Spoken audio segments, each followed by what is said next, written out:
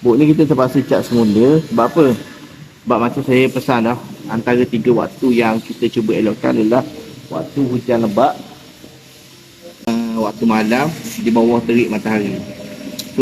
Kita bukan waktu kita cat tu waktu hujan lebat. Kita sudah cat, tiba-tiba hujan turun. Yang tu ramai orang tak faham tu, yang masih kata orang keliru. Kita dah cat siap cat lah. Tiba-tiba cuaca tak menentu biasa. Petang tiba-tiba pusaka panas sampai ke petang, rupanya hujan di tengah hari. Gitu lah. Pukul 3 tu dia ngomong dah, bau lembak yang lembak.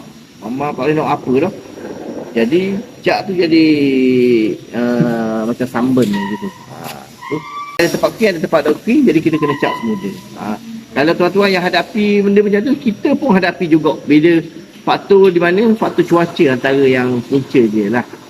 Kecuali cat duduk tempat teduh dah, cat duduk tempat comel dah, baju hang, yang tu kita kena tengok pula. Kadang-kadang masa kita cat, masa kita mula-mula tu je kita kacau. Lepas tu bila kita cat, kita tak ingat dah. Sambil kita cat tu kita kena kacau tu supaya kita dapat hasil yang baik lah.